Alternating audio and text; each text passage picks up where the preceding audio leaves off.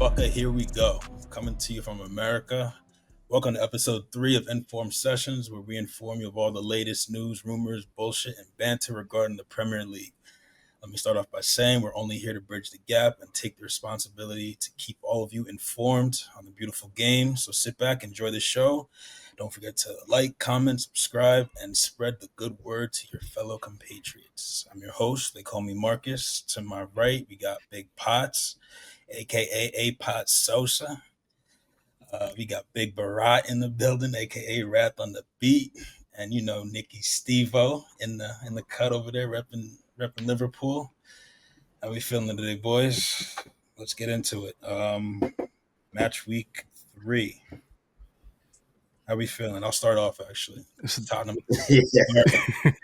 Golly, sheesh! I forgot we love to lose right before international break. We literally haven't won a game before international break since 2023.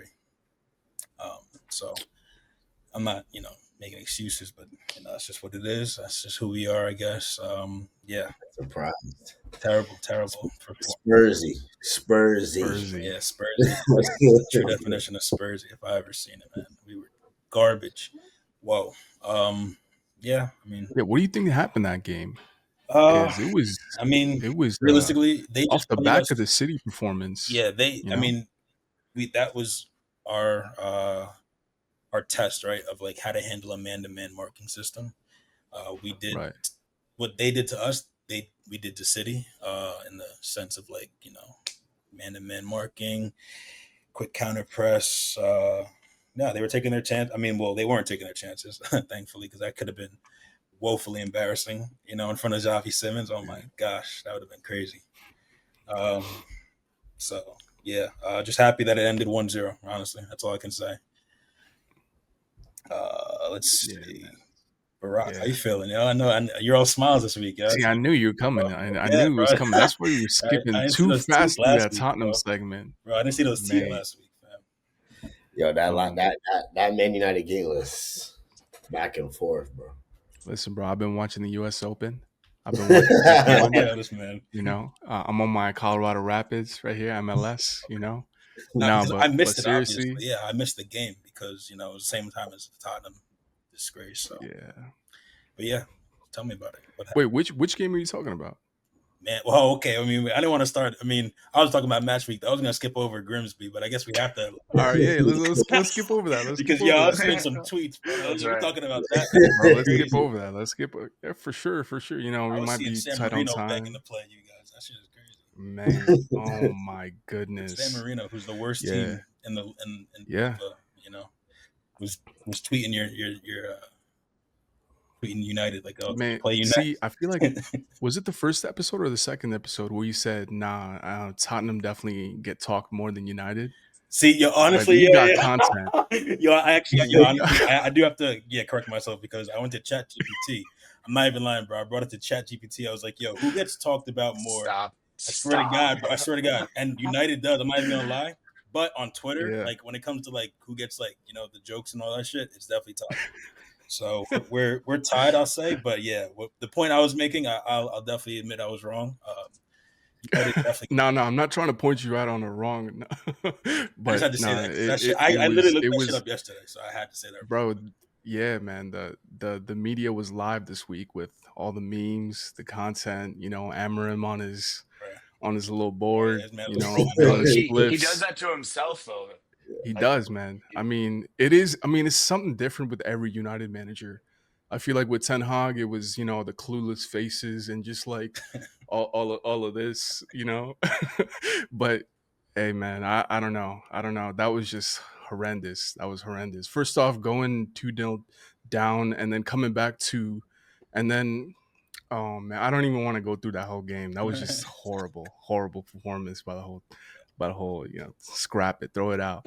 That's when I knew Amarim had to, I don't know how he came on the coach, honestly, how he got on the bus or even halftime. That's crazy, bro. 4th division club, man. Oh man, I don't even know what to say, bro. This shit is embarrassing, honestly. It was really bad to watch. I sat there and watched the entire game with a straight face. It was so bad. But I don't know. We played Burnley 3-2. Is it a makeup? I don't want to. I don't want to say that. I'm not going to take the bait. I'm not going to take a nice. I was about to That's not say, even a are you nice win. I'm Emery not in taking the now? bait. Yeah, that wasn't No, I'm even like not. See, I'm not doing that. I'm not doing that. Obviously, he doesn't have the minerals to push United over the edge, man. He doesn't have the. He doesn't have it. He doesn't got it, bro. You know. It's just exhausting to talk about this shit, bro. Like, I just want to see my team play well. First game, Arsenal came in and we're like, oh, yeah, even though we lost, we did a good job. We played nice. Well, fuck all that shit. It's back to reality. United is United. We got a new goalkeeper in. Hopefully that helps. Take Altay Bayındır and Onana out of the picture. But Oh no. yeah, we'll see. Quit We'll see stressing. what happens. We'll see what happens slowly, one game at a time. Now we're out of the competitions. Now we're out of the what's it called, Carabao Cup. So it's just FA Cup and the league now. So we'll see what happens, man. We'll see what happens. City next. Potts predicted it. We're gonna win. Yeah. Wait, before you move on, bro, did you guys hear what happened to Ten Hag? Yeah. Yeah, he got sacked. Wild. Mourinho, Bro, Ten Hag, and Ole all got sacked. Bro, those are 3 sacrifices in a week right there, bro. Yeah. Low key. Man. Yeah. It's hard out here. Wait, so what do you think? Wait. No, the Ten Hag one was the worst, though. The Ten Hag one was the worst. Wait, but what do you think about the actual game between Burnley? Because there was a lot that went on. I mean, they played well. I feel like, it was a good game. It was a good game. They played well? Better than Grimsby, honestly. It was the same players, bro. It was like seeing. You see, I gotta. I'm trying to exactly, bro. I'm trying to nitpick at like little plays, little passes. When I texted in the group and I said, "Yo, this Palace team plays the 3-4-3 so much better than United," it was just nice seeing link up. It was just nice seeing a nice pass from the back end go to the forward. And I feel like we got a little glimpse of that in the United game as well, but obviously it's nothing. The whole word now is we celebrated that win like it was a World Cup, right? Bruno out here beefing with the players and at the end of the game and all that. I mean, I don't know what to say, bro. It was a 3-2 win. We nicked it at the end. It was supposed to be a tie. We nicked it at the end as usual. United, on to City. That's all I gotta say. My boy wanna move topics quick. You see this shit? I'm out of here. I'm just like Markus, bro. Championship like team, Markus, man. Championship team last year. My boy had to move on because of the quick 92nd minute PK. Damn, Nick, I was just about to ask you how you feel about match week 3, bro. I'll step in. I mean, it's someone came in. Someone's at my door. Just give me like 2 minutes. Yeah, I got you. Yo, I'm gonna say, them referees gave Chelsea. Oh no, see, bro. See, I want to talk about that. That's the next topic. We're gonna talk about that, but I definitely want to talk about this. I'll just stick to the game. I'll just stick to the game. And, I'll just stick to the game. Yeah, bro, we came out dead, fam. We came out real dead. Like, this is what I mean by the stamina. Like, we can't be, coming out like that and expecting to, over 38 games, win the league. Is what I'm trying to say. It's like games like that, which is almost eerily similar to like the Palace game where we're like just out of creative ideas and not doing so well. And the game against West Ham, we played well, and people were like, okay, yeah, we're not Cole Palmer FC. But then yesterday, was a kind of hint that maybe we are Cole Palmer FC still. You know what I mean? João Pedro obviously, helped us out with that header to come in for the first goal and then a PK. But, Enzo Fernandez did not look good. I'm about to say, what do you think about Enzo for real? Nah, these past 3 games have not been, even though he's been getting goals and assists, they have not. He's stat padding like he got team of the week too. Yeah, my bro he's not performing like how he was towards the end of last season. Is his diet okay? Like, if he's his diet, he looking a little hefty out there, bro. Luke Shaw. Yeah, a little Embuemo. Him and Embuemo, man. Yeah, chilling on the paella. Yeah. Nah, I mean, I still have faith that he will turn it around because he's obviously showed what he's got. He didn't win, young player of the tournament in the World Cup for no reason, and didn't get, all the goals and assists that he did last year for no reason. But this year has definitely been a slow start. So I don't know. We'll see. I think that defensively we played well, apart from that mishap that led to the goal.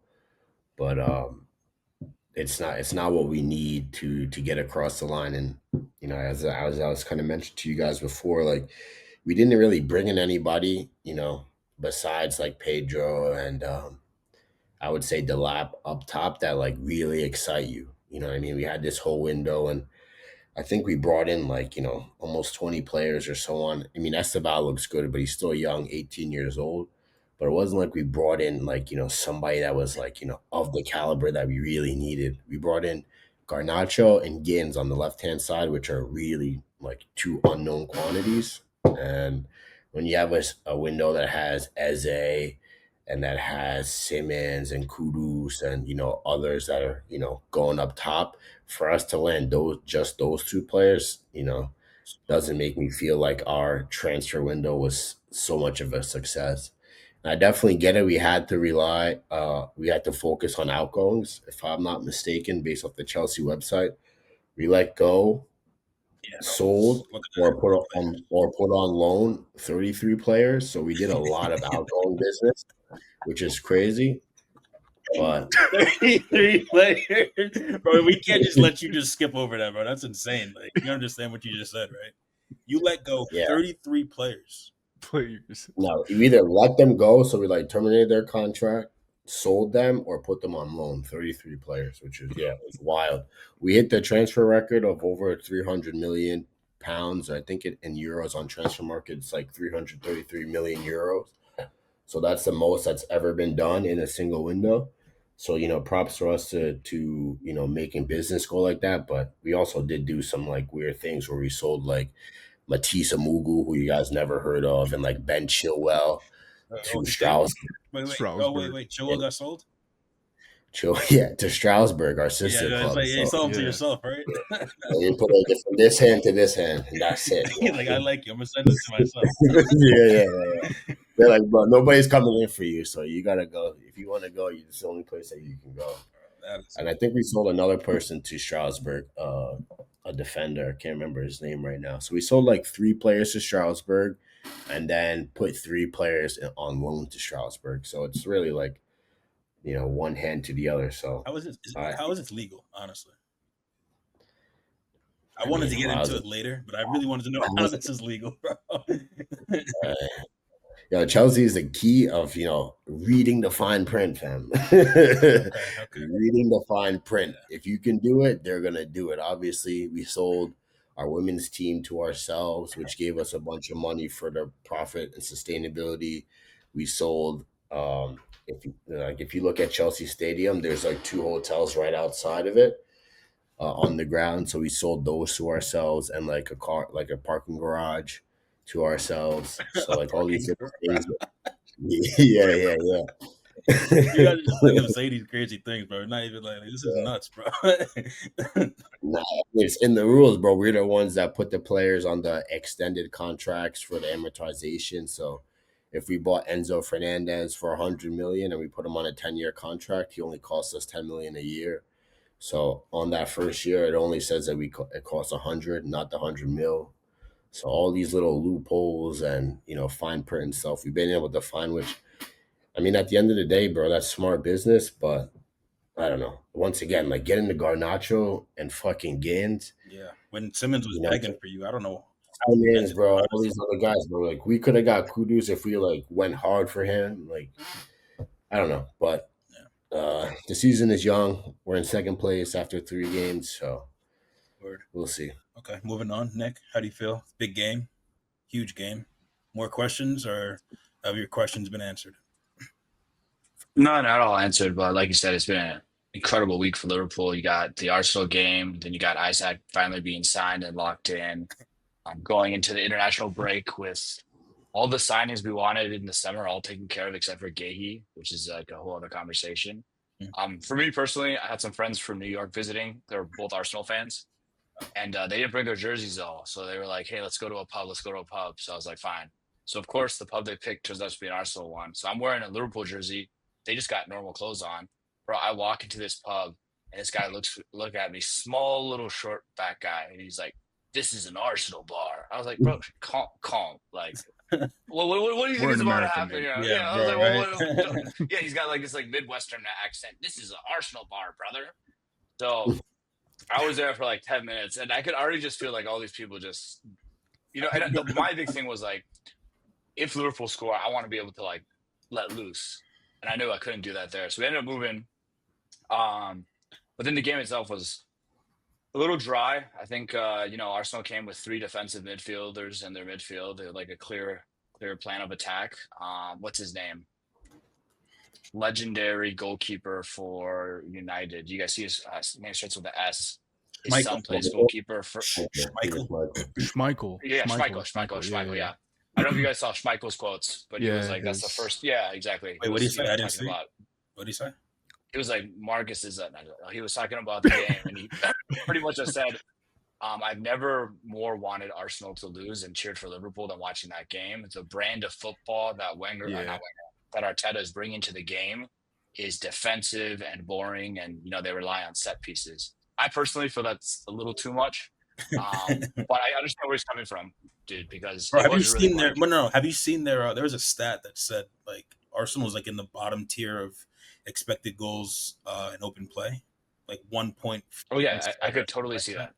You can see it They're actually watching the game. They're like go back to they're like with like the Brentfords and the West Hams and. So I still have questions on Liverpool, but I also have questions on Arsenal. Right, first week, that United performance wasn't that great. This game against Liverpool wasn't that great, and yeah, they did a newly promoted team dirty and put 5 in, but it was also Leeds was the championship team last year, so I don't know. It'll be interesting, but Soboslai's free kick has to be the best goal I've ever. Okay, that's one of the best free kick goals I've seen in the last year. For sure. It was a good kick. Don't get me wrong. Like the distance alone was crazy. But the pace, the position, the whip, everything about it was like actually incredible. Yeah. And then obviously we go into the international break. Wait. Which one do you think was better? That one or Declan Rice's against Real Madrid? Real Madrid. Yeah. Because those are both like unsavable, low key. The way they felt. Declan's second one. You think that? That second. Yeah, the second one was insane. Yeah, that one's unsavable. Like top bins as you really want to. Definition. Yeah.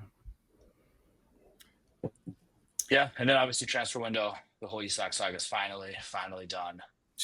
And yeah, bro, I kind of feel bad that Ekatike is going to be taking the back seat now. He's already done so well, but bro, did you see? Apparently, he got caught on Snapchat driving or something like that, and it's gonna he was like driving and like Snapchat, and then apparently that's like a huge like thing like against the rules. I don't know if this was like a satire post. I could be like just talking out of my ass here, but apparently he's gonna get in trouble. In England, I didn't see that. Probably. Okay, never mind. Moving on.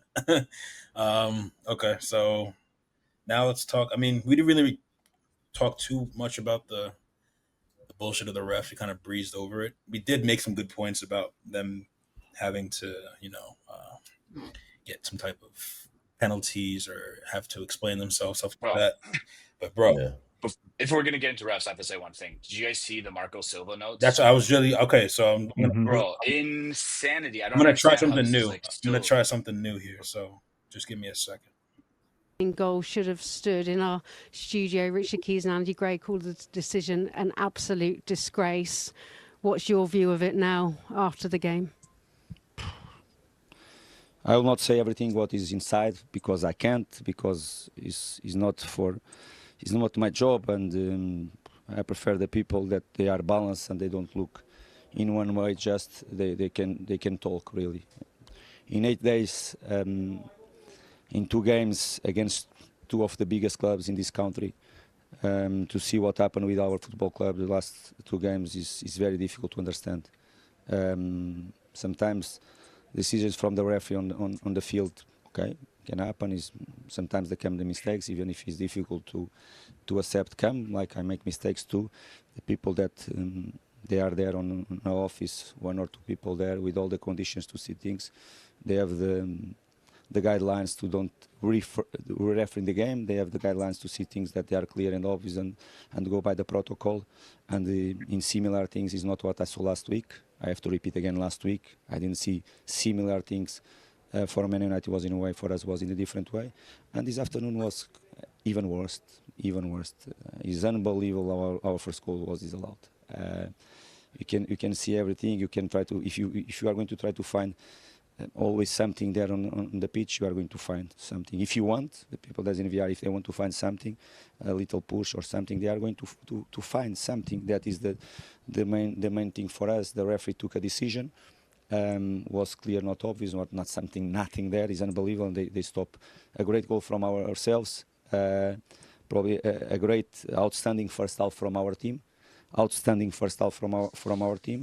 A great goal from a boy 18 years old that has all the dreams, is working very, very hard to be at this level. Dream for him to play in Premier League, to feel the moments of these derbies, and goes home right now with a feeling that a goal that should be allowed after an amazing first half from him, and goes in the way that is now in the dressing room. We are here to teach people. We are here to make them to understand and to make these boys to understand what is really the guidelines and the protocols. And I don't have the conditions to say now for Josh King why that goal was disallowed from two people that they are in VAR.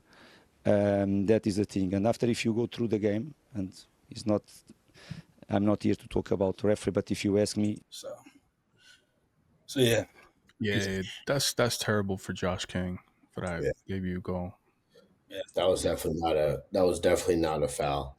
Coming from a diehard Chelsea fan, I try to look at the game objectively as a player, as a coach, never ref, but been on different sides of the pitch, and just because you get stepped on when you're bodying somebody doesn't mean that it's a foul. You know what I mean? Like Right. everybody here that's been on the field, whether it's Sunday league pickup, official games, like you get stepped on. Somebody's backing up into you. You get stepped on, and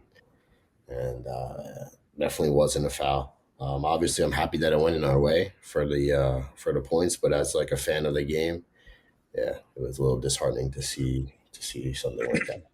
yeah, Yeah, yeah. it's a little I mean, it kind of, What I was unfortunate. yeah. No, please. the other thing is there's a picture of a fan at the stadium, and in front of him it was the Premier League audit officials. So they're taking notes on the game, and the pictures are online. I don't even know how to share the link, but I can post it or share it with you guys if you want to throw it up here.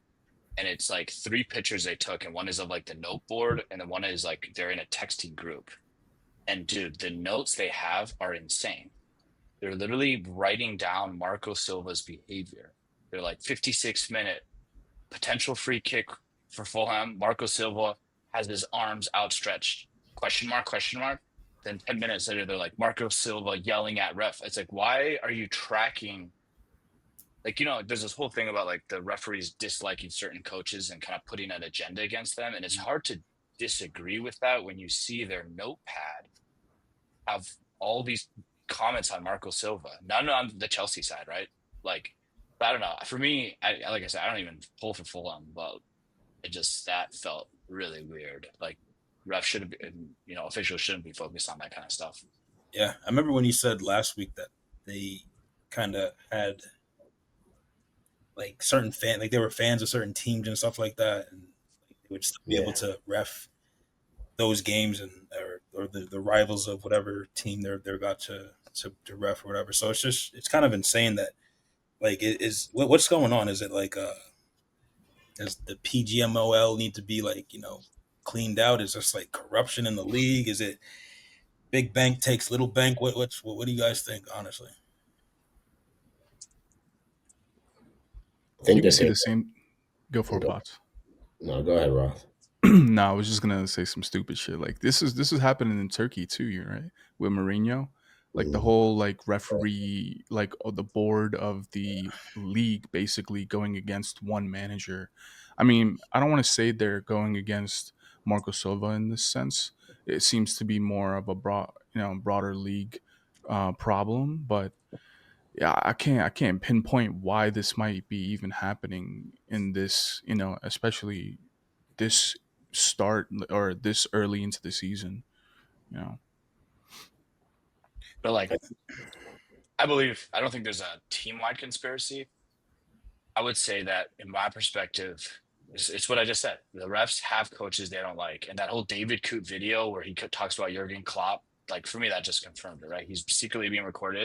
And he's talking about admitting that he doesn't make biased decisions when Klopp is a coach. He doesn't like him. He doesn't like his energy. He thinks he's an arrogant German guy. So he admits, okay, that impacts my decision. And then going back to Fulham, like if refs are writing down notes on Marco Silva's behavior, Silva's been in the Prem before. You don't know what he's saying behind closed doors to these refs. He could be coming off as a dick. And then the refs, they're all these kind of like brothers union. They could just be like, oh yeah, this guy's a dick. And then just kind of record that. And so yeah, I don't think it's like, oh, we hate this team or I'm from this area and I hate this city. I think it's more personality based, which makes sense, right? Like, but do you think like from a work, certain teams are getting favors, right? Like, we have all these jokes, right? Like, oh, Liverpool or Real Madrid or Chelsea or United, are they getting favors from the league? Like, because especially, let's talk about United start, right? Like they haven't started really great. Would you think that there's like some type of favors or some type of cash slid under the table? Nah, man. I don't. I mean, I don't want to say. I don't want to say there is anything like that going on. I mean, Am I jumping? when it comes to United, it's all I'm just talking performance shit. based. I'm just talking. Yeah, no. I mean, in terms of United, it's all performance based. There's not. I don't even think Russ would be doing nothing to, do that on the field. But nah. But what happened during that Chelsea game with Fulham? That was just like we need the audio of the VAR Okay, room wait, for wait, that. wait, okay, but what about what happened when you were Burnley? Yo, that offsides was an offsides, yo. In what world is this offsides, bro? I'm sorry, it's a disgrace. Absolutely, both their arms are there, bro. That there. didn't. Yeah. And I thought there was a rule that you can't be offsides with a part of the body you can't score with. So Yeah, what's the that's crazy. But I kind of agree with Nick on the sense that it's all about like personality in the sense that like obviously we're from America, so we get influenced by a lot of American sports. But I don't know if you guys remember or ever seen these clips of where like referees in the NBA they would like purposely call fouls and stuff or like a tougher game against Allen Iverson. Obviously, he was a huge personality. Obviously, he was an amazing basketball player, but with a lot of character. So, if you weren't with him, then you definitely were against him, and he would get a lot of bad calls against him. I remember, if you remember, in the NFL, there was a big controversy over the refs, like maybe going on like a decade ago or something like that. And also back when Fergie was in charge, a lot of teams, managers, players would say Fergie would get a lot of calls his way. Refs are human, so they are going to have their internal biases, and I think that that's what I was trying to say last week is that there needs to be proper incentive for them not to lead with their biases. Whether it's like yeah, we saw that this guy got called off of the Arsenal game for being a VAR referee, but it should go deeper than that. Like like he should be fined. Like he should be made to sit in on a press conference or something like that. Like publicly shamed? yeah, not publicly shamed, but like Shame. like Amarim has to go up and talk about how bad he lost to fucking Grimsby. you know what I mean, and That is deal with that 100%. publicly, you know what I mean. And this guy, like he just gets called off the next game. He's probably gonna be on games next weekend. You know what I mean. And nobody's gonna know he's on the games until something pops out because we don't know who's doing VAR, who's behind the scenes until I mean, maybe they do put it up there like the VAR referee is this or that, Yeah, but they like do. They put it up in the beginning, but it's like you don't really know that's who like a they are. quick, yeah, It's like, that's like a quick yeah, thing, bro. and Like, most of them it's aren't not, like actual refs that sit like in the they actually ref the game. yeah, Sometimes they yeah, are, but like most of the time, it's like yeah. You don't know who they who are. the fuck? Yeah, exactly. Like, there's no face, no case. So I mean, they said the VAR refs are almost always the same as the on-field refs. They kind of cycle through the same group. but I think that leads to a bit of the problem too. Yeah. Is because they're all this like refs union.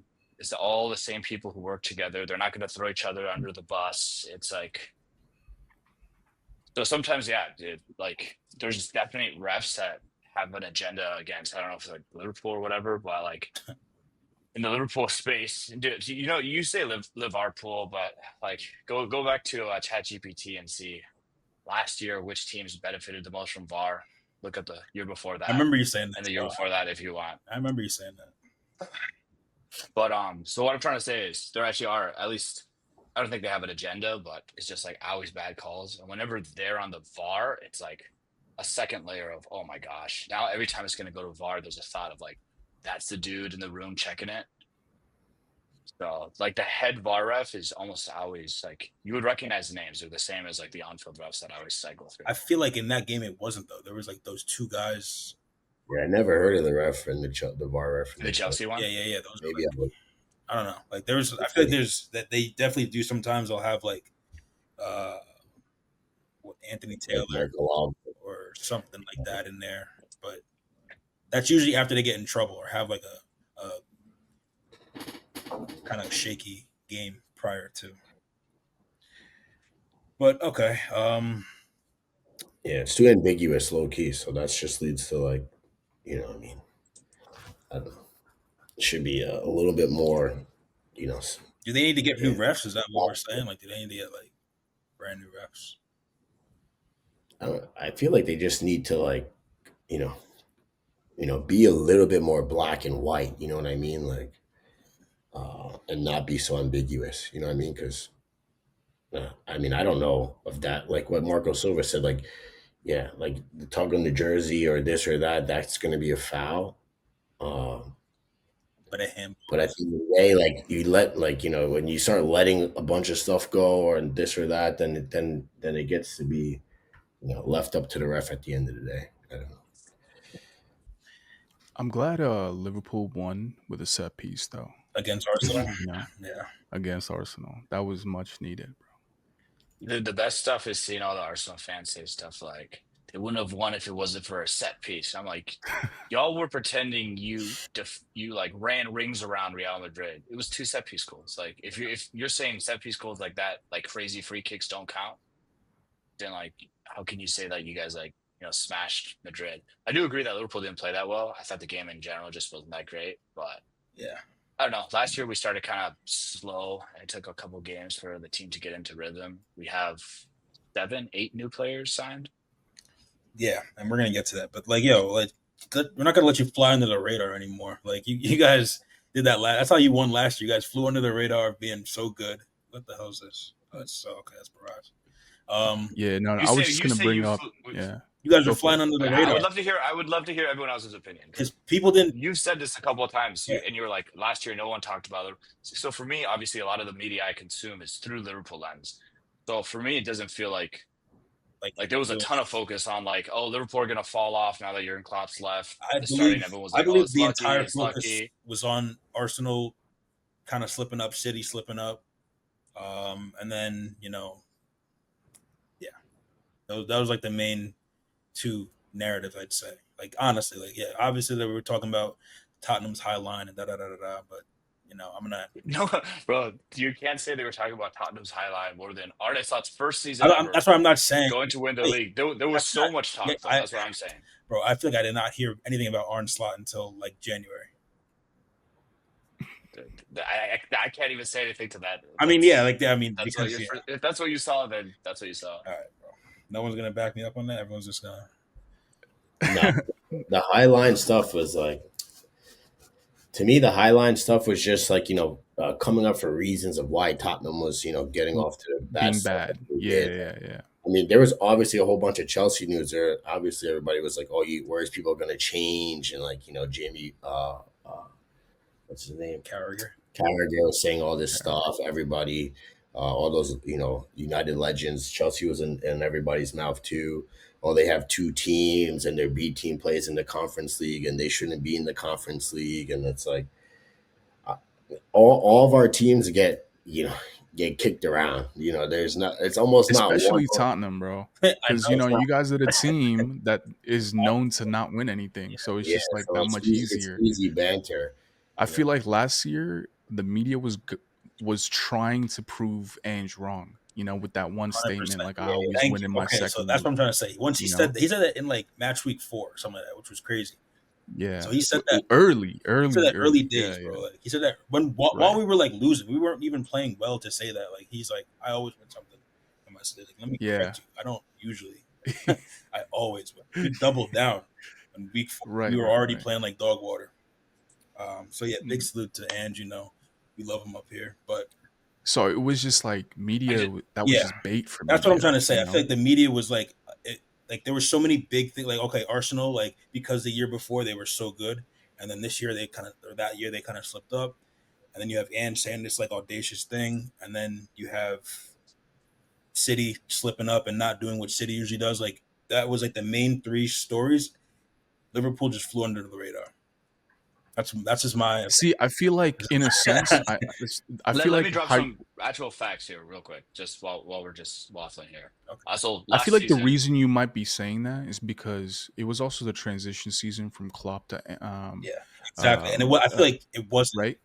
like the spotlight but wasn't that big. here's what you're not what here's my argument. Let me just give my argument. The transition season, excuse me, got more highlights and more focus than normal because it was a new Liverpool. Everyone thought everything was going to go bad. So every single game, people were like, "Oh, wait till they play a good team." The EPL follows money. The media follows money. It's why United are always talked about. They have a huge fan base. So whether they do good, whether they do bad, you're going to hear a perspective from the media because they want that engagement. Last Right. year, Liverpool was the most watched team, hands down, in the Premier League. Most engagement from a fan perspective, the most mentions on social media, the most fan engagement, the most views all across social media. So you're trying to tell me this money-driven corporation of EPL looks at the highest fan engaged team with the most social, whatever you want to call it, content, quantifying that in a year of transition, and then they're just like, yeah, we're going to focus on the Tottenham agenda. We're going to focus on Arsenal not doing well.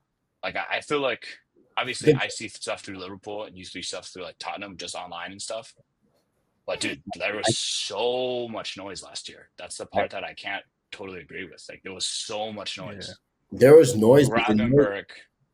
the noise wasn't the same as what I think Mark is trying to say. But what Raath is saying is that like for City, obviously Pepe scratched up his head because they're doing bad.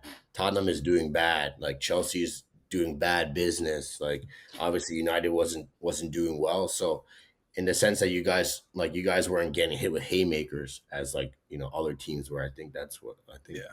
And the But like performance has kind of helped Yeah, too. their performances were good. So what bad are they going to say? They're just going to Exactly. out like, oh, like Liverpool needs to they're playing not so good teams, or they have to keep it up, or something like that. Like it was never like what are they doing, like type of thing. Because obviously you guys were doing the right Like I thing. feel no, like I Arn actually came agree with in. that. I agree with that 100%. Yeah. But so I don't agree with the narrative that this season now we have to deal with the noise because it's like, no, the only way you beat the noise is like when City is on an undefeated streak, there's no noise. Yeah, Why? Because everyone's Mhm. like, there's nothing to talk about. They just keep winning. And so if you can maintain consistencies and get wins, then that like the haymakers, like we said, the hate mail from the media, it does yeah. die down Unless you're 100%. Tottenham, bro, and you're So 10 games in the league at the top of the league, and everyone's like, "Whoa, what the hell are they still doing up there?" Like who? And then Of course. they're all but praying for that's Chelsea to just beat us, and like, "Oh, come on, get him, Chelsea, get him!"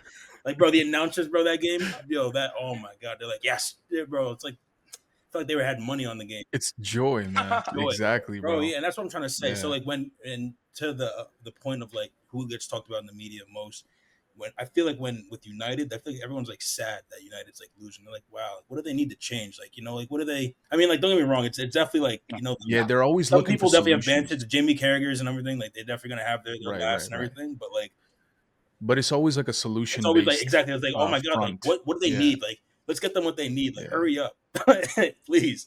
No, I see it. I That's see all I'm what you trying to mean. say. Like from my POV, it's Yeah, but with Tottenham, it's like, all right, yo, we got to make sure these guys are not yeah, getting another exactly, bro. Like trophy. when we won, Like like we know everybody was like, United slipped up last year with the Europa League and all that, but no, I get where you're coming from. I get.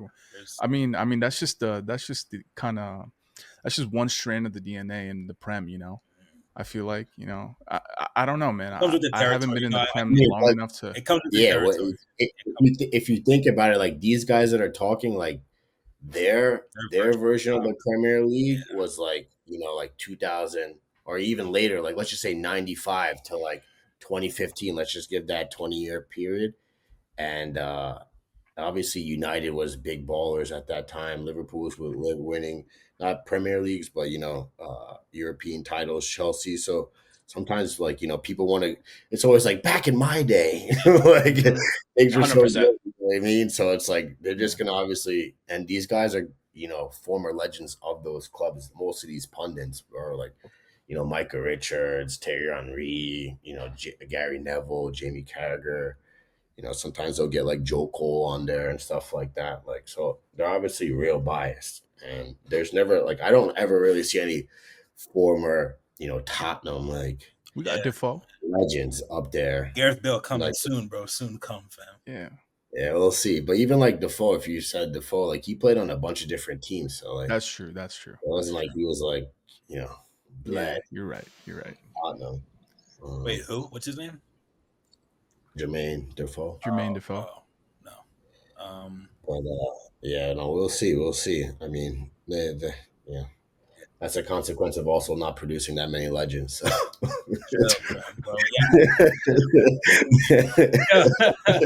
No, okay, so actually, bro, I mean, and I don't want to jump the gun, but is Luka Modric is a legend. Yeah, but these guys are He didn't legends. become a legend. I know. I'm just saying, like they're legends of the game, but not at Tottenham. Like Gareth Bale, Harry Kane. Yeah, isn't it Gareth Barry or is that City? Gareth Bale. The City defender. No, I know. He wasn't at Or Tottenham. something. I might be thinking of a different player. All right, well, No, I guess we'll get to the meat and the potatoes now. This transfer fucking deadline today was crazy. Isak to Liverpool. He unfortunately has to stay at Palace.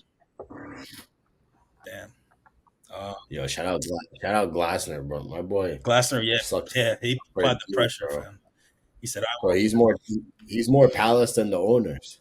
Yeah, man. I think that's just the competitive nature in him. He doesn't. Not even. It's just common sense at that point because it's like, yo, why are you going to take away my captain on the last day of the transfer and not give me an option for something different? We just came off of a nice trophy.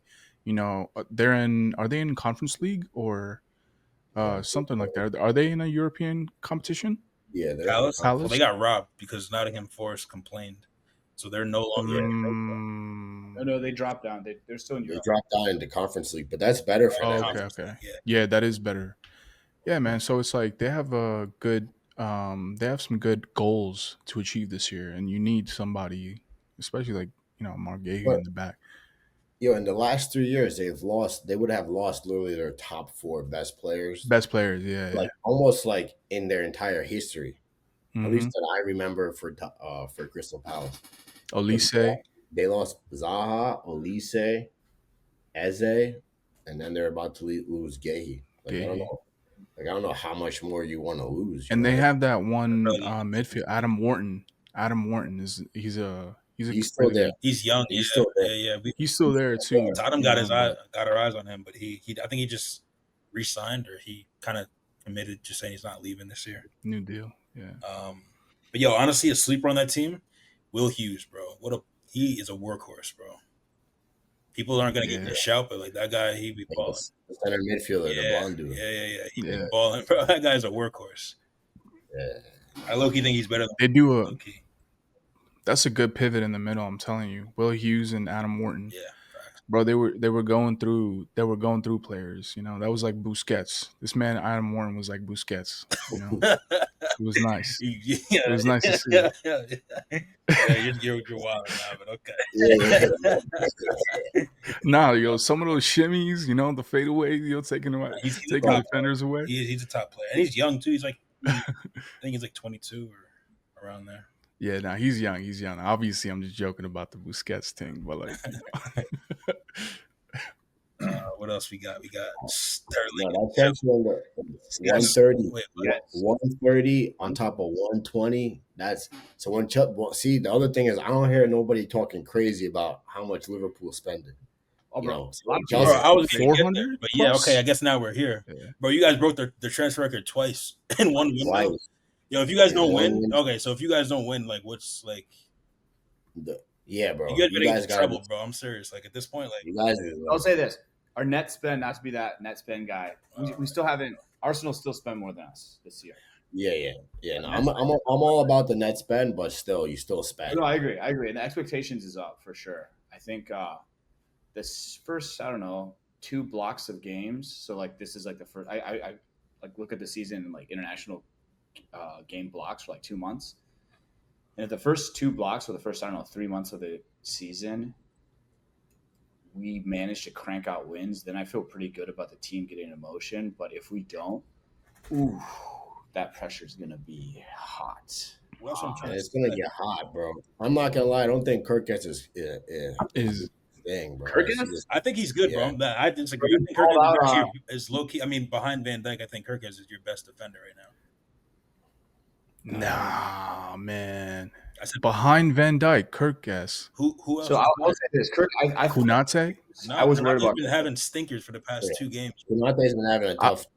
I would 3. still say he's better than Kirk guess, bro. We're just off current form. Then, Off current form. I don't know, bro. I just been seeing Kirk as getting cooked, bro. Yeah, man. Kirk guess is getting. I mean, Okay, no, I so- will say, like, I don't think you guys really like answered any of the questions you like defensively for the transfer window. Like, you spent all that money on, like, you. I'm not gonna say you almost did what United did, but you kind of like. I mean, you know, you kind of front-loaded the end. yeah, you front loaded exactly. And if you're gonna have a high line like how you guys have been playing recently, like you're gonna need, trust me, you're gonna need hamstrings. Trust me. Because that boy I made don't know. I feel like we've had the high line for a couple years. I think that's why Virgil and Konate are so good at it. I do agree though, like the investing. So last year, I don't know. I feel like the owners invest in only one segment of the squad every year. So one year they did only midfielders. They revamped our entire midfield, and then this year it seems to be like the attacking revamp. I don't know though. I don't know. I will say though, like when like my friends were over this weekend and we watched the game, they were asking me like if Gapco gets injured, who would come in for him? And I was like, oh yeah, Rio, you know, the 16-year-old phenom. But then you do think like, all right, we do need another attacker. Like he's Yeah, great. but I feel I can't like, you know what I mean? You need at least one more body there. And so I mean, I think would think I feel good. Ekatike would Yeah. probably be better, you know, on the left hand side. Agreed. But I think I was Yeah. saying before we signed Isaac, there was Oh yeah, before when they were yeah, asking, I was like, because initially I thought, you know, I don't want to stunt Ekatike, that's true. but you know, the best teams they like you never hear Real Madrid or Barcelona saying that stuff. So it's like, okay, if you want to get to that sort of level, yeah, that's what I've noticed that you guys are like competing with the you Real have to have a Madrids. world class talent on the bench, and you just tell them to fight for a spot. So no. You need to have the players there. I mean, like if you talk about a transfer window, what happened with Chelsea was a prime example. You know, we had 3 forwards all the way up until Saturday, and then Nicholas Jackson was on the plane over to Bayern Munich. And then Delap gets hurt, and they're like, "Oh shit, we only have João Pedro left up top. What the fuck is gonna, And he's been playing 10, and he's been playing 10 because Cole Palmer's injured. So like, what are we gonna do? Obviously, that got sorted out in the right way on a man-to-man basis, where Jackson got the move that he deserved and wanted, and Chelsea ended up pulling back in Mark Guiu from Sunderland. A younger kid that. Was just looking for minutes, not somebody that's trying to, cement their spot, in world football. So I think that, ended up working out in the best way possible in terms of like using our squad that we already have. But yeah, almost a lot of teams are one injury away from, True. being a spot dead in the team. Yeah, so true. I mean, Solanke just, we got the news back that his injury is going to be a little bit. I mean, could result in surgery, so it could be a little bit longer. So that's, I think, the reason why we moved for Colo. what's his name, Colomani. Money. Yeah. He had a good season last year too. I to think, be yeah. I honest. mean, I'm not mad at that signing. I'm not mad at any. I think we've had a good transfer window. Considering, Out of 10, what would you say? I mean, Everyone. I'll say Out of what? I can't. I have to say eight Out out of of 10. 10. I have to say eight out of 10. 8 out of 10. I have to, just because we did get the cover of every position that we, except for a left back, we got the cover for pretty much everything that we need. So yeah, I mean, did we get screwed over early days, and was it a little stressful? Sure, but we got our Zabi Simmons, so I mean, I'm not. Yeah, that's a great add-on That was a huge, yeah. for that I mean, Madison I'm not gonna spot. call it a hijack. I just don't think Chelsea. I think they were just dealing with too much at the time to Yeah. really focus on. And I don't know. Yeah, like you said, you don't know really why they were going for some of the players they were going for. Bro. But I think Chelsea, if I'm going to rate Chelsea, it's going to be a 7 out of 10. And that's just because of all the outgoings that we did, not about the incomings. Obviously, João Pedro, he could be one of the best signings of the entire window by the end of the season. That he could be, a gold mine, or goal mine. But in terms of like everybody else, you're still like questioning. Like I fucked with Leon Delap. Technically, Esteval came in this window. I really enjoy him, watching him. And we got cover from Mark Cucurella, which was really needed, and a young guy, Gerald Hato. But I mean, like there was just so many other options that we could have went for. We could have went for, as I mentioned before, the Ezes and everybody of the world, and not gone for the Gaines and Garnachos of the world. But Chelsea obviously used a lot of data and analytics to make their decisions. So Does we'll that have to. with his age? Like, I feel like your guys' new transfer policies, you get them so young. Yeah, but I mean, just Eze, like yeah, 20, 30. maybe we wouldn't have gotten Eze, but I'm not sure how old Kudus is, but I'm sure. Zavi Simmons is like a good fit. Like he's Yeah, young. Javi Simmons was good. Kudus, if word. he's under 25, Simmons is 22. 25. Yeah, yes. I mean, yeah, Kudus As would too old for you guys. Like you wouldn't come for him. Kudus is in the range of the age that we go for, 25 and under. So you don't be talking about my right wing's name, bro. I mean, he's mine now. So you watch it. Yeah, bro, he's yours, bro. Keep him, bro. Yeah, keep him. Yeah, keep 25, him, bro. Yeah, he's a. And I'm surprised. Yes. Honestly, He had a rough game against Bournemouth, though. I'll say that his Huh? Bournemouth game was. Yeah, but that was. But I was saying, did you see the MLS? Was it some playoff or cup result? Inter Miami let in a goal at the last minute. Game ends, and literally Luis Suarez is like trying to bite he people. spit in his face, bro. Yeah, Yeah, He's spitting the refs That guy needs- or the no, Luis it was Suarez the needs to get staff, his teeth right? kicked in, bro. I'm serious. This guy is a menace. Yeah, Like, that boy. Yeah, He has some issues for sure. But you see Busquets just swinging. So apparently the person they were angry at was like this 20-year-old kid. And yeah, if you watch the video, he's like laughing in their face, and they're absolutely losing their mind. And there's got to be a part as a 20-year-old player where you're like, damn, I just riled up some legends. Like they haven't, rage bait. yeah, they right haven't there. been Yeah, anyone like me before. You know what I mean? right. I don't know. I just thought that was wild to see. wait, so getting back to the transfer window though, Pachi, Sterling, Chilwell, Evil Saka, they all stay at Chelsea. What are they gonna? Are they going to be playing a role in this new system? Evil. Chilwell's gone. Chilwell's Oh, he did. Strasbourg. Oh, yeah, you did say that. Okay, so he did. He got loaned out to your sister team. Yeah. Sterling, Chilwell's gone. Sterling, is he going no, there? he's too? not. No. He's keeping his 325 back. That boy getting paid, yeah. That boy is finessing the paycheck too. Yeah, nah, he knows what he's doing. He's a Premier League veteran. If he's not going out of London, he's not going to Saudi, he's not going to Turkey. He's, just getting paid what his contract, is, which as a Chelsea player is annoying, but as a football fan, hey, bro, that's what you did, so you gotta live with it. And these are reasons why all of our players are on under 200,000, most under 150,000, because you can't move players like that easily. And I guess Sterling has accepted it. Like it's about his chicken now. It's not about World Cups and England appearances and shit like that. And I think we probably kept Tyreek George because of the manager actually trusts him. He came off. He got subbed in and subbed off, but he was playing out of position on the weekend. But obviously, he came in before Gaines. He came in before a whole bunch of other players that they could have moved Pedro up top and put Willian in the center, or Willian, but Esteval Willian, but they could have put Esteval in the center or somebody else in the center. They could have brought in Santos, and pushed Pedro up top. But I don't know. I think that Maresca really likes Ivo Saka, so he stayed. But that could have been another 25 mil in the bank easily. Wait, that's how much he costs? It was like 22, 23 mil pounds, something like that. Really? But yeah, we still kept Axel Disasi. We still kept Ivo Saka, Sterling. What about and Chukwumuko? Chikweke. Chico. He's gone. He got sold for I think 23 million pounds to Dortmund.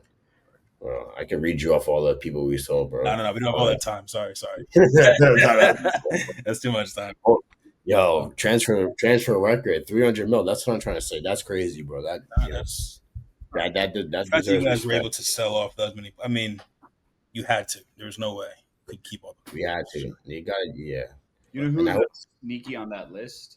So number one is obviously 2025 Chelsea. You guys broke 300 million. Number two is 2023 Chelsea. So you guys are number one and number two. Dude, number three is this year Liverpool. No, Bournemouth. No way. Bournemouth almost sold 200 million. They're at 198. I kind of feel like they went a little under the radar. Yeah, because how much did they sell that center back for to Real? Poison. He was like 50. Poison. He was how much? Like 50, 60 mil. Damn. It says it at 190 overall. I'm like, whoa, I had no idea. Yeah, they sold their whole back line, bro. Except for one player, 4 out of their 5, including the goalkeeper, have been replaced. They bought Chelsea's goalkeeper. W over the weekend. Yeah, still couldn't score on them. It's all good though. Honestly, yeah. I mean, that just showed Xavi Simons what we needed, bro. Like, all right, we need some creativity in the midfield. We'll see how he does. Yeah, for real. Hopefully, I do have a question about the Xavi Simons signing. So I saw the post where Tottenham Hotspur official, Instagram page or Twitter page, they posted Xavi Simons in the Tottenham logo and everything, and the caption says, "It'll all work out." And so obviously it's a play on Arsenal playing. Yeah. What was your thought of that? Because Eze versus Simmons. Well, no, not even that. It was just like the media teams just beefing it out. Why are you tying this back to the Eze transfer? It's one of those things where it's y'all should just be happy you got him. Why are you bringing up Arsenal? Arsenal's happy they got Eze. I mean, well, because Arsenal was taking digs at us when Eze pump faked. Because so I actually watched the video too. I think Ian Wright was talking on the overlap, and he was saying that the deal was done. He was literally talking to Eze, the deal was done. And yeah, we fumbled it. And then once Arsenal swooped in, he kind of talked to him about it. He was like, bro, this is my dream. So, hey, he's playing for his boyhood club. Like I said, if he wants to retire from trophies, good for him. Can't do anything about it, but yeah, moving on. How you feel about Lamens over Martinez? I'm fine with that. Okay.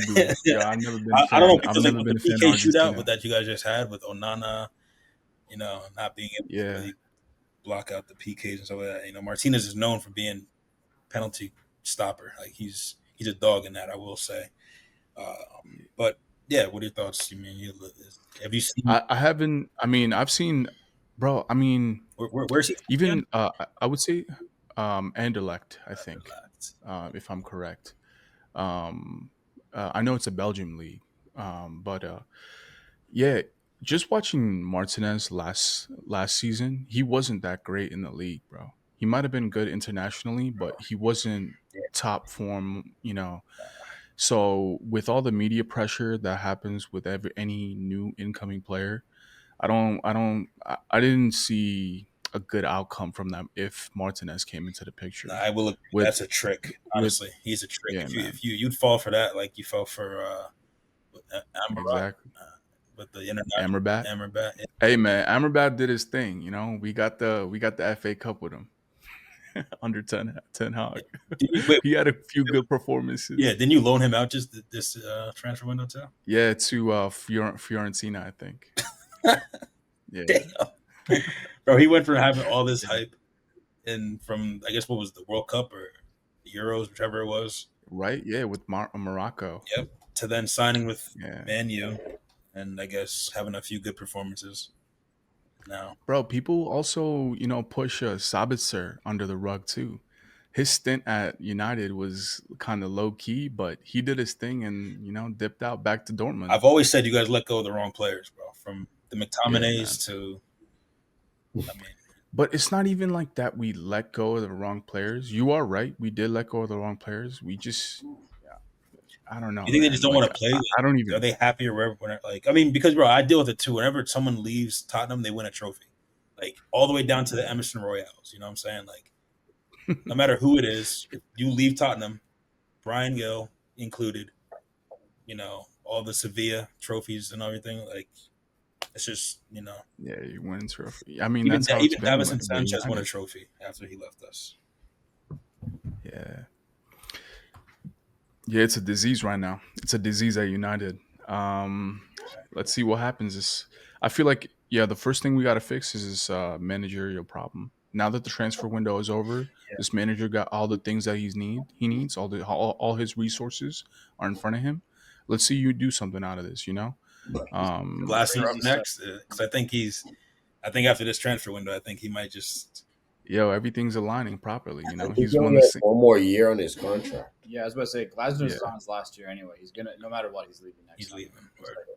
You're good. Yeah. What So were that your- would be a proper. So now we know he's transition. not re-signing his contract. I think we can all say that, like after whatever just happened. Yeah. What are your thoughts on Amarin's comments, though? We're just talking about sometimes I love my players, sometimes I hate them, sometimes I want to quit. Dude, I don't know, man. I don't know what to. Ronaldo calls this guy, or just his nickname in Portugal is the poet. This guy knows how to speak. This guy knows how to talk to media.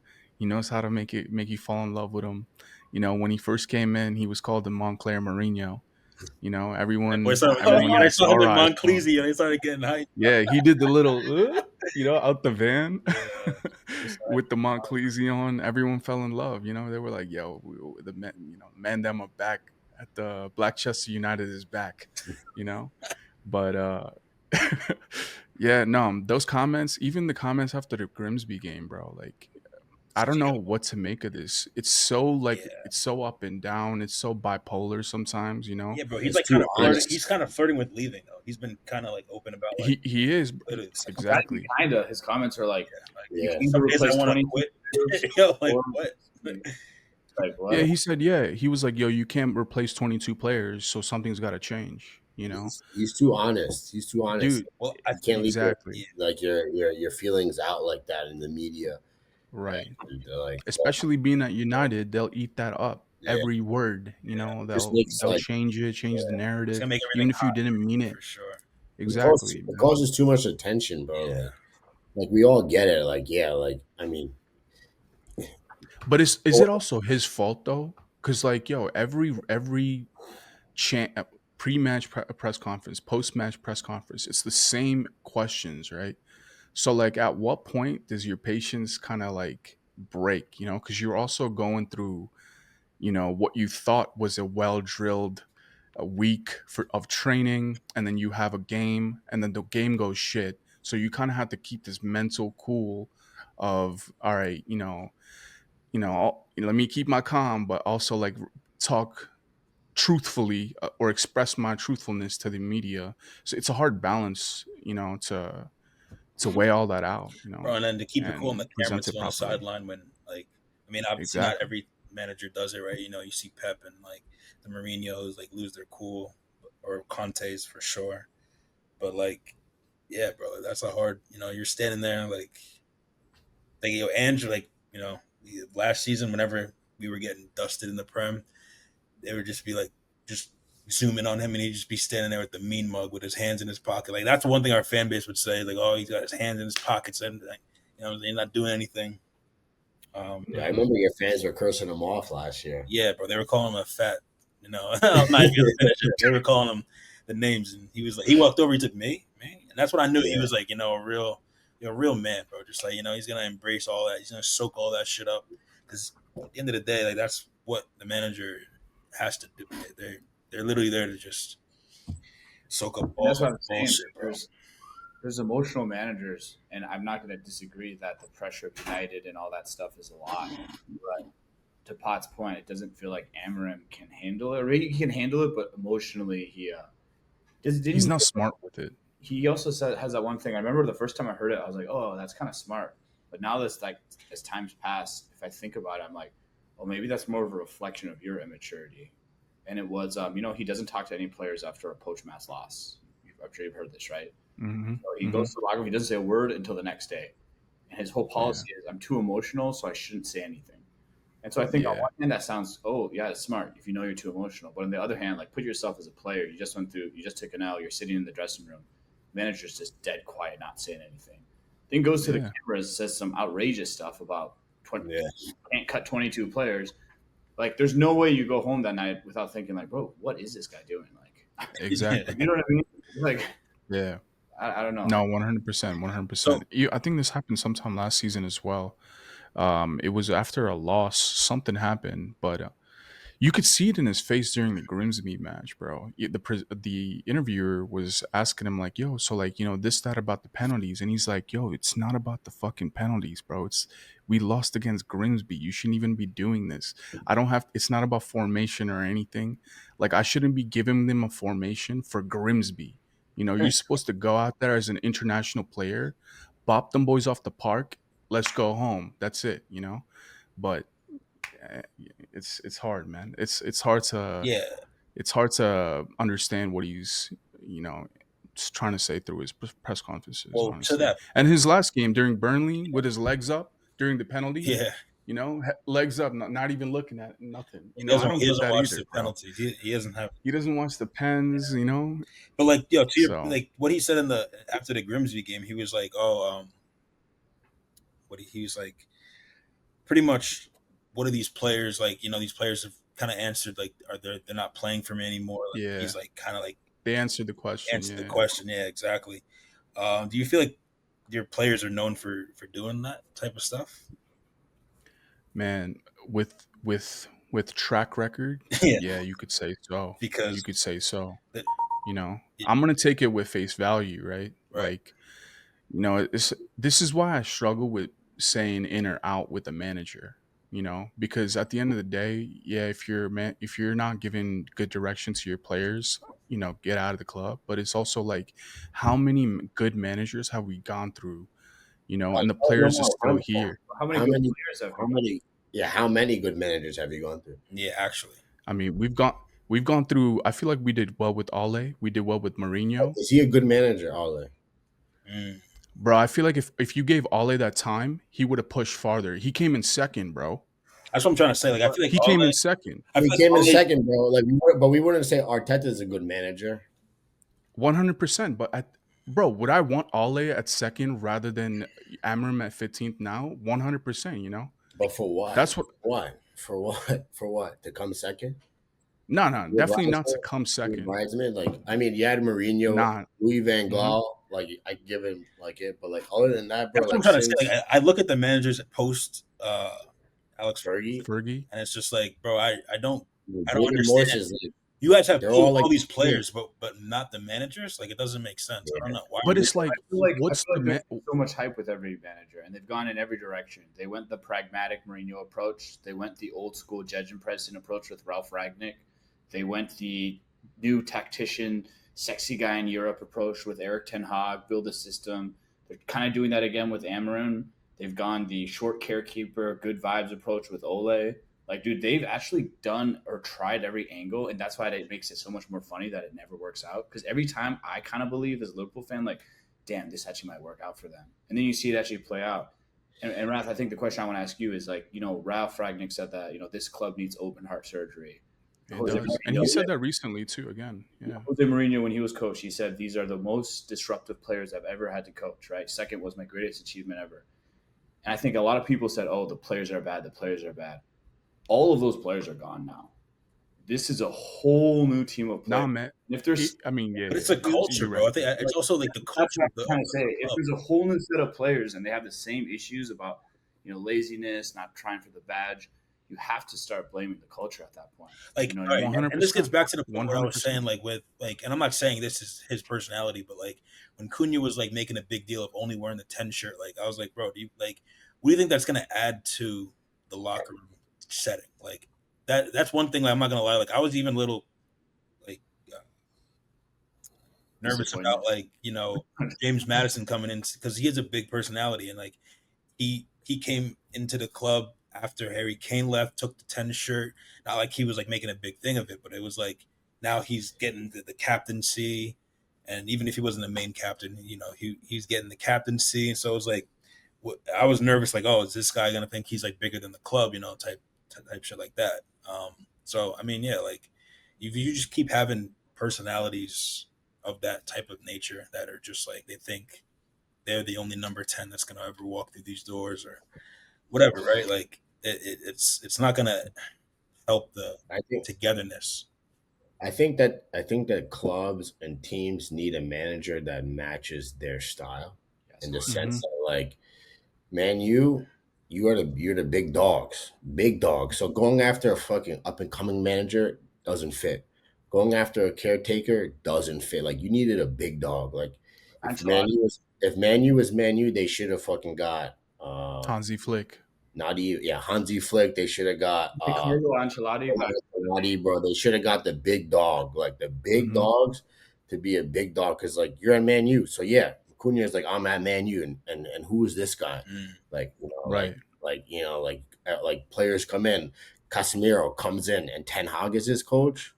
Right. You know what I mean? Like you need a big dog to manage. That's what it's handle big players. These are men. These are not boys. Chelsea got an up and coming coach because we had all boys. You know what I mean? So we're gonna grow together. You know what I mean? Like Liverpool, they got Slot. Everybody was unsure about him, but he came in, won the league, so now he has some credit behind his name. City got Pep Guardiola, best in the business. Obviously, before that, Liverpool got best in the game. Klopp, like you know what I mean? Like they had all these players. You have to go for the big dog. Like I don't understand why they're trying these like experiments. Like you are Man U, like you are top dog, so go for top dog. I mean the next word that's going to come out, the next agenda item is going to be, we need a prem proven manager. Yeah, and that's why you're going to That's what it's going to be. And that's why you're going to go for Glasner. I think that Glasner is more of a stopgap for you instead of like the guy that's going to return you to greatness.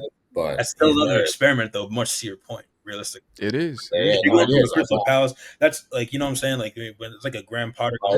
For him, but it's better than Amorim. It's better than Amorim. I think that that. And then obviously Ancelotti's not moving anywhere. Hansi Flick's not moving anywhere. But I think you guys need to stop bleeding. Is what I'm trying to say. Like yeah.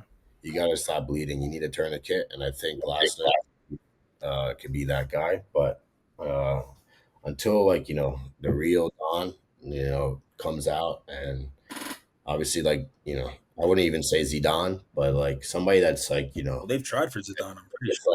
I could see Ancelotti leaving next summer though. I couldn't you see him joining Brazil just for like this incredible run, ends in a trophy, and then he just mic drops, does the eyebrow thing, and walks out. Bro, that's classic Ancelotti. No one expects him. Just dominate the tournament. Cold face. Like I hope he wins the Don. Cigar. The Don. Yeah. The Don. I hope he wins it. Yeah, bro. I don't think we've talked about that. I don't know if that's on the agenda, but I was gonna say that for next. It's still early doors, just because next week we're gonna have international break. So yeah, we can get into the whole World Cup of it all next week, maybe. Back to this transfer window was pretty crazy. I mean, do we want to redo our top four now that we have a brand new Villa, brand new? I would say my top four is probably the same, man. I'd have a different top four. Yeah, what's your top four? Liverpool is going to the top now. Um, Second spot is tricky because right now it's like only two teams that haven't really lost, still haven't really proven anything to me, realistically, right? Like Liverpool hasn't really proven it, although like I'm putting them up there because of the transfer window, 100%. Um, so I mean, I'll go, I'll go Chelsea. Oh no, I was hoping you were. I can't say no. I can't. I was like, here we go, bro. I'm still keeping Tottenham third though. I'm still keeping Tottenham third. I think honestly, I don't know. Like I think Tottenham can still finish third, 100%. Like especially with the signings we got. Yeah, like provided everyone stays fit, or like obviously we're gonna have injuries along the way, but if we don't have too many crazy injuries along the way, I think we can, yeah, definitely finish top three, top four. Who's coming up into that fourth spot? Yeah, I think Arsenal take fourth. Realistically, maybe I don't know. I don't like. You just dropped out of the top four for you. I knocked out City because they're just not. They haven't really. Yeah, dude, it's hard to predict them this season. Yeah, and that's what I'm trying to say. City like will lose like or go on this like beginning weird streak or whatever, and then like from January until May they don't lose a game. So last year was like the first time Pep won back to back or back to back losses. He already has it in game 3 of this season. Yeah, I don't think his heart is there, bro. I'm not gonna lie. I think they kind of force his hand. I think there's something to do with these 150 whatever 15 charges. These charges that are knocking on the door. I think he has been forced to stay for some reason. I don't know because I feel like there was like rumors of him. Yeah, not recently. Ending his contract. Ending his contract last this year and like kind of like leaving. And then as soon as those rumors, he extended for one more, right? 1 more year extension. 1 more year. But he's known for doing those small contracts. Yeah, but I don't know, man. You really think City's not gonna do top 4? No. What if this would be crazy. From first place to out of the top 4 after their transfer window is crazy, and they just got Donnarumma. So they didn't win last year. That's true. Liverpool won. Bro, that guy James Rashford was not supposed. He can't be their goalkeeper. When they get no way. Bro, honestly, it's a shortage of goalkeepers this year. It seems like it's kind of weird. Yeah. Nah, I think that City. Well, I had City as number 1. I did too. I think that they'll probably drop down to number 4 for me. I'll put Liverpool. I'll put Arsenal, Chelsea, City. I think that they just still have a lot to work on. City, I thought that their new signings were gonna bring cover over that, but that's exactly what I was gonna say. Liverpool, Arsenal, Chelsea, City, and then Tottenham would be 5th. I think that you guys are playing really well. I just don't know if you guys have what it takes to crack that. I'm nervous about the teams like Bournemouth, where it's like I think we're gonna play the big name teams pretty well. I think we're gonna he's gonna really prepare for those big games. Are we gonna win all of them? I don't know, but I think we'll definitely play better than what Ange did last year. But yeah, those Bournemouth games, those Villa games, those Brighton games, even Palace, those games make me nervous. So, on a side note, I feel like Sunderland's going to stay up. Yeah, definitely. They look good. Yeah, I had them in my relegation zone, but I think they're going to stay up. Yeah, I think so too. I mean, they did a lot of work this season. So where do we think Villa's finishing? Yeah, now that they got Sancho and Harvey Elliott, they got a few other people as well, right? A few other players as well, right? Villa. Yeah, but I think that's what they really needed. I think they were kind of struggling with. Didn't they get Paqueta too? No, Paqueta stayed. He hung up the phone. He's staying at West Ham. That's why I think they went for Sancho. I think Newcastle will pass Villa this year, to be honest. Villa just got Harvey Elliott too. That's what I said. Oh yeah, I missed that. But no, I think they're going to be behind Newcastle. Honestly, if we look at like that, outside of top 4 or 5 rankings, I think that Volta. I don't know how to pronounce it. Volta made guy. Oh yeah. Yeah, dude. Vult. Looked amazing. Who, the Newcastle? That tall guy? Yeah, the striker, right? Center forward. Ball out. They got Wissa too, yo. Wissa finally broke free, Yeah. bro. Yeah, Whistle. Yeah. Bro, wait. So now let's talk about that. Like, is that the new thing? Are players just gonna start like releasing statements and not like looking to play? You know, like Well, can so really certain Michael players do that because Owen, Lewis Steele, a couple of other big reporters. The second the Gahey deal collapsed, that's what everyone said. They were like, so the guy who did it respectfully, yeah, didn't make any fights, try to do it the good way, gets screwed over by his club, while Alexander Isak gets the move he wanted. But you know what I mean? So it's like if Michael Owen was like, if I were a player, I would look at this and I would know. yeah. If I want out, I just what I have to do. It's like the blueprint's there. Yep. So that's I don't know. That's gonna I shake some think they- tables. That's gonna shake some tables for sure. But I mean, because like the thing is, like I heard like players, you can force a transfer request, and then usually teams will oblige. I'm pretty sure to that notion, but like what an I've heard is transfer if you like Yeah. if you lose like the loyalty funds or there's like some kind of loyalty. there's like some kind of loyalty bonus that way if you breach your contract you won't get those funds if you officially try to do a transfer request. So I guess that's the reason why they haven't been doing it, but But the club also doesn't have to honor the transfer request. oh, they don't.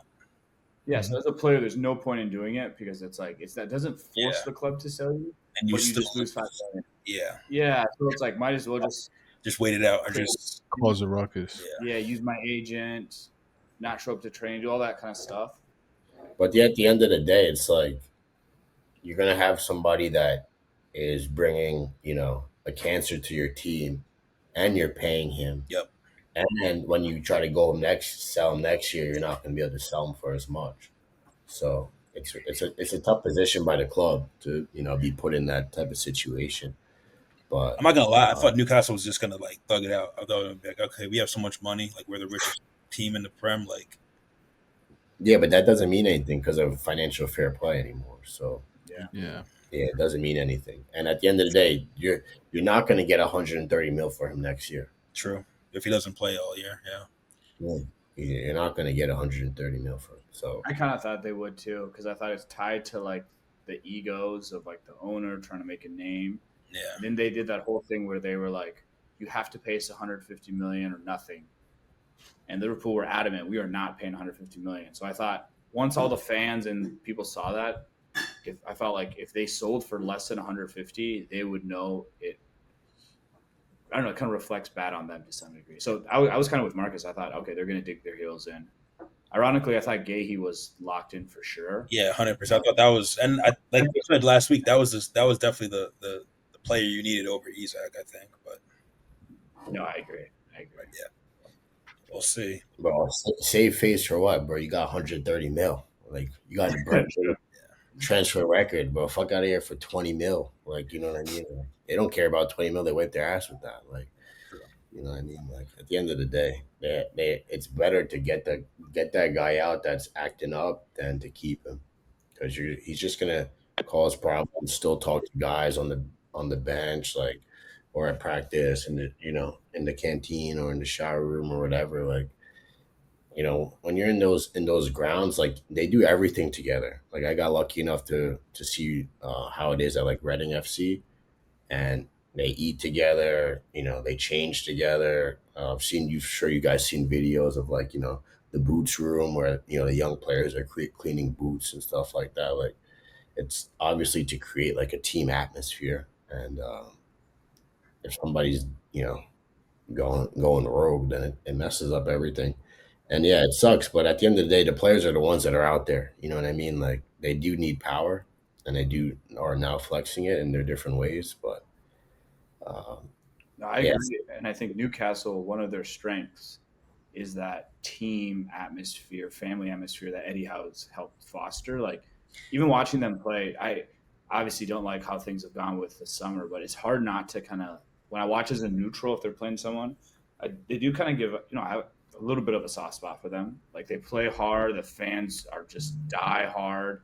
They go into every tackle hard. They're like dude, Bruno Guimaraes, I actually really like. I like the energy he brings. Like, we don't need to get into it, but to your point, I feel like what Isak would bring if he stayed would destroy like one of their biggest strengths, which is that Yeah. unity. Yeah, Like, we'll he'd boost be each other. the ugly duckling or whatever. Get them out, because it's up to them to show that they're worth that. And obviously, there's been a ton of players that don't prove that they're worth that, and then they fall away by the wayside. You know what I mean? Like, Yeah. Last thing on Wolta made. So did you guys see the interview where they asked him on his signing video who your idol is? No. No, I didn't see that. Bro, I swear German players have the most ridiculous idols. So they ask him who's your favorite player, who's your idol, like German player. He thinks about it and he's like, "Oh yeah, I know." Smiles and he goes, "Kai Havertz." Oh,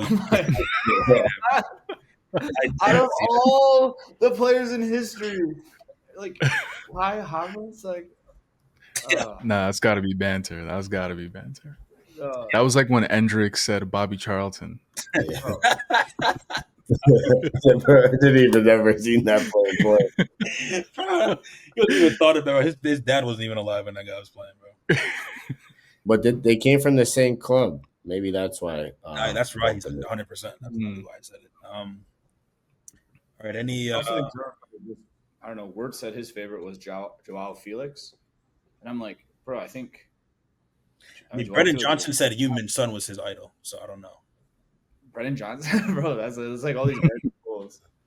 But they're also young. So like, I mean, not that Kai Havertz is probably that much older than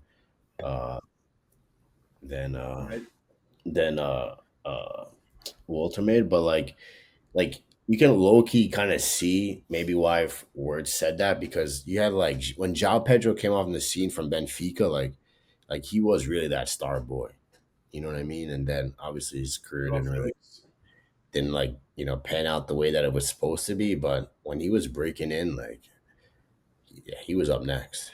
He really was. So, any players of the week? I mean, I don't really have too much note of anything too crazy. It was more so a lot of VAR and referee decisions, more so than like. I would be super biased. My give would be Soboslai. Actually, 100%. I get that. Even outside the free kick, bro, he just balled that game. Bro, I know Martin. He's playing well. He's playing. Bro, that's what I'm saying. He's playing well in the right back position. I can't lie and say that he's not. So I'd have to give it to him. It's got to go to Jack Grealish on his own this week. Ooh, actually, Jack Grealish. Another 2 assists. Yeah, all eyes. He's been key for that team doing what they're doing. So I'm gonna give it to Grealish on his own this week. Last week, I gave him a shout, but I really had to give it to my boy João Pedro. But this week, he deserves it on his own, in my opinion. Yeah. Or we can give it to Oliver Glasner for putting in a shift. No. No, I was gonna say Mark Gahey as well, but definitely Jack Grealish on Get out. Cheers. number one. Bless you. Thank you. Yeah. Yeah. Any hot takes? I have one, but if anyone else has one. Hot takes. Go ahead, Marcus. Lead the way. So I've been watching. But speaking of like, the long throws coming back, not like long throws are like thing of the past for real, but especially giving the ball away at the kickoff. Like that's a main thing that's an old style thing. I think to make PK shootouts more enjoyable, you know where I'm going with this? Maybe. I think we should go back to the way that MLS used to do it, bro. Like, yeah. No, hear me out. Instead of, okay. Like, let's say a foul or handball in the box happens, fine. PK from the spot, 100%. But when it comes to, the Grimsby United PK shootout, imagine if they were dribbling up from not the halfway point, 35 yards out and shooting instead of doing 12 or 14 PKs. I don't know. I think it would be definitely a better. I think that's one thing that MLS got right, I'll say, when it came. It was like one of the main things that Europeans clowned us about. Yeah. They were like, these Americans, they aren't serious. Like, what are they doing right now? So, that's just in the history books. And there's something about the pressure of dude, when I was in college, we had a tournament playoff. I think it was semifinals, and we got to penalties. And even before the whole penalty in my mind, I was like, I missed a penalty with your team, Marcus. But like usually, I almost always make my penalties. I forgot about that. Yeah. And bro, the feeling of just like walking up the halfway field is such a long walk to the box because you don't want to walk too fast, like you're nervous. You want to look like you're calm, cool, collected. Right. But the whole time in your head, you start overthinking everything. Like every decision you've made, you're like, wait, maybe I shouldn't actually go left because sometimes it kind of clips it kind of curls outside. I should actually just do it low to the right. And you're telling yourself like, shut up, don't think this. And so you see it in the player's face too. You know exactly what they're doing. And like, what's his name? The Raath Manchester. Sorry, your guy's captain. Bruno. When he said the Raath of Manchester. Bruno Fernandes missed his penalty. It was because, like, I believe a lot of the reason was because he got set off because the referee. That's such a sad narrative. Fucking hell! Oh my god, these guys, bro, no, where's that video where that guy's like, these guys get paid millions of dollars. They fucking everywhere, bro. Yeah, literally, bro. The point I'm saying is the mental stress behind the set piece penalties. I like the mental stress behind it. I like seeing the players go through a million emotions for what seems to be like, when you're standing in front of the ball, it's so hard, and then when you're standing in goal, even when you're playing with friends, you're like, how is this so close? Yeah. Like it's such a mental thing. As a goalkeeper, it seems like they're gonna have to score. Are kind of so I like that, but I hear what you're saying. I think I don't know, for PK shootouts. I think like especially if a game's gonna go straight to PK shootouts, right? Like which I think is only for FA Cup or whatever that was, right? I don't think any other those EFL FA Cups, do they go in extra time, or is it straight to PK?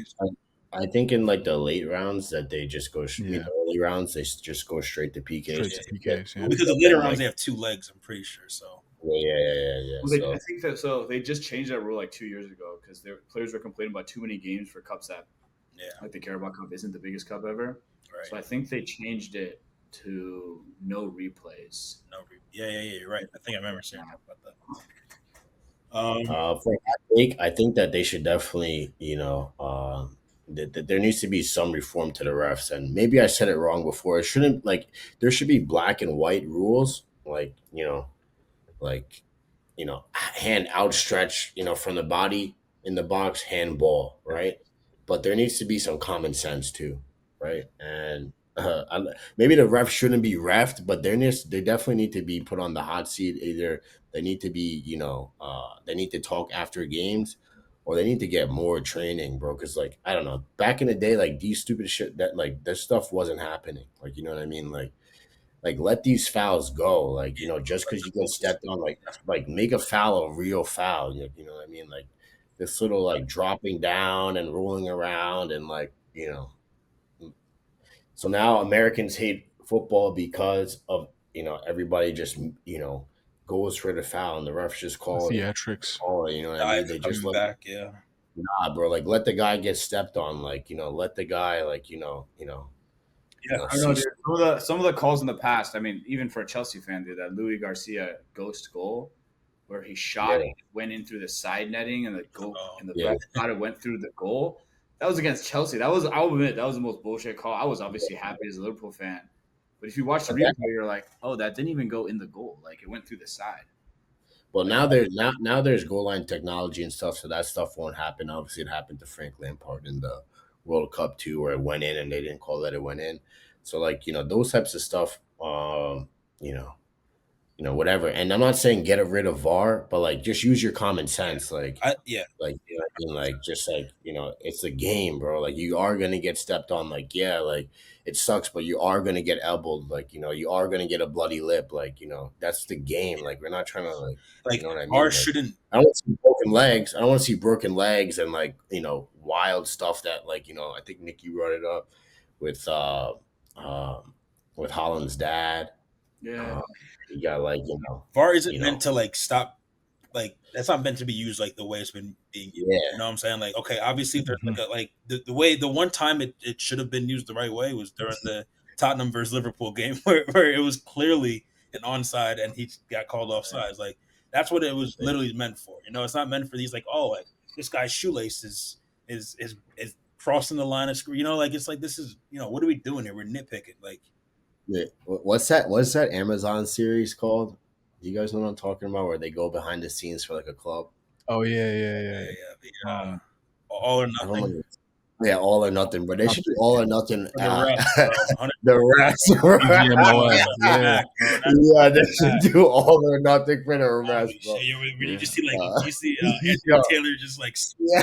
Bro, they need to get mic'd up. mic'd They need up to get and the shit. hidden They have camera. the ref cams now, bro. Honestly, Yeah, they need to get the hidden cameras and where they go for the halftime. yeah. I mean, we need to see the interviews, bro. We need to see. Bro, we need to see all the behind the scenes of what how they vet the new refs and everything like that. I want to know. Like, I want to know all that shit. I want to know what tests they pass, like how they what grades they got, fam. Like you see these guys with the fitness tests, medicals, they're all gassed up in their fucking masks. Okay, that's actually such a good idea because from a fan perspective, we definitely want to see that. 100%. And you could easily sell it to the refs by saying like, we will show you aspects of your personal lives. We will humanize you, right? Right now, you're just this guy in a shirt with a name. But if we, literally, if you know about Anthony Taylor's home life and stuff, when he makes a bad call, you're probably going to not be as more, you know what I mean? You'll think, fuck that. Now we know where he lives, yo. Nah, I'm fucking around. But but for real though, I guess to close out, I guess, yeah, like I don't know, any more, no more hot takes, any more questions? I think we're. Nah, I'm just happy for this international break. And just hopefully Cole Palmer comes back and we can figure out what goes on with Chelsea because I'm happy the transfer window's over. 33 players out, bunch of players in. Yeah. Let's just play. Let's just play, man. Let's just play. Word. All right. Well, shout out to the viewers. Shout out to the boys. We got that Manchester derby when we come back. I don't know if we're going to do predictions during the international break, but yeah, we will. We're not. We're going to get to. Yeah, I want to see how the international break goes. Hopefully no injuries. Knock on wood. But yeah. Shout out to the viewers. Another episode in the books. Where to find us. We're up to I think 7 subscribers already. Shout out to the 7 subscribers. Yeah, be number 10. Be number 10. Be number 10. Yeah. Let's try to get it to 10 for next week. We're gonna clip this album. I mean, this episode is gonna be called something about with the refs or all nothing. Yeah, figure out some shit like that. But All right, boys. Another good talk. All right, boys. Until next time.